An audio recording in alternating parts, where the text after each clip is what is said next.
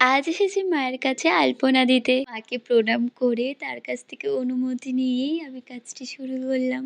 অনেকদিন ধরে ইচ্ছে ছিল একটি বড় জায়গায় নিজের মন মতন কলকা করব। যখন কলকাটি করছি আর মনে হচ্ছে মা আমার দিকে তাকিয়ে হাসছে আর বলছে, নে তুই তোর ইচ্ছে মতন পূরণ কর। আমি কালারের জন্য ইউজ করেছি ইয়েলো, রেড আর হোয়াইট। এইদিকে মিঠুও চলে আসলো আমার আলপনার কাজগুলো দেখতে।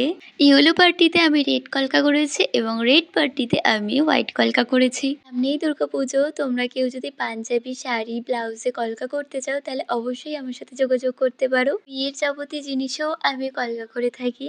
আজ যে মন্দিরটিতে কলকা করতে এসেছি সেটি একটি বাড়ির মন্দির, যেখানে সমস্ত দেবদেবতারই পুজো হয় মোটামুটি, কিন্তু খুব ধুমধাম বড় করে মনসা পুজো হয়। আর সেই উপলক্ষেই আজ আমি এসেছি কলকা করতে।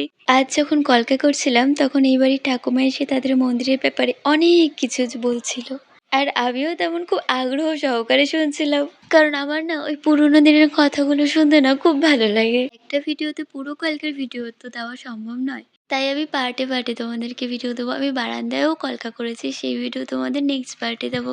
মায়ের পায়ের কাছে কলকাটা তো বেশ হয়েই গেছে। মাকে প্রণাম করে আজকের মতন আমি কাজটি শেষ করলাম। এবার তোমরাই বলো কেমন হয়েছে।